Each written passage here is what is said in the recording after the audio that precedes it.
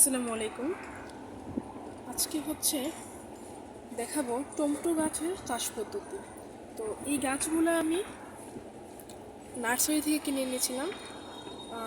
গাছগুলা লাগিয়েছি এখানে 1 সপ্তাহ মতো হবে, 1 সপ্তাহের চেয়ে কিছুটা কম হবে সময়।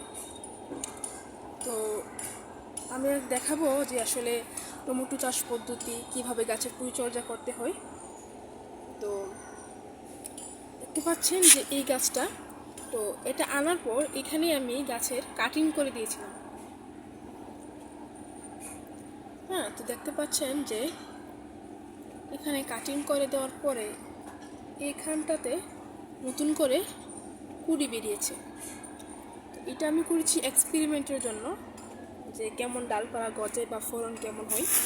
পাশাপাশি যার একটা গাছ আছে, এই গাছটাতে আমি কোনো প্রুনিং করিনি। দেখতে পাচ্ছেন যে এই গাছের কোনো ডগা আমি কেটে দিইনি।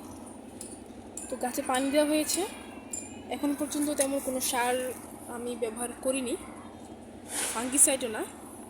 তো সামনে পরবর্তীতে আমি ফাঙ্গিসাইড ব্যবহার করব। তো এইখানে একটা পেঁয়াজেরও গাছ লাগিয়ে দিয়েছি। পেঁয়াজের গাছটা লাগানোর কারণ মূলত পেঁয়াজে একটা ঝাঁজ থাকে, তো যেই কারণে গাছে পোকামাকড়ের আক্রমণ কম হতে পারে। তো সামনে পরবর্তীতে আমি দেখাবো কীভাবে পরিচর্যা করতে হয়, কীভাবে কী করলে ফলন কেমন হবে। তো আশা করি সাথে থাকবেন। ধন্যবাদ।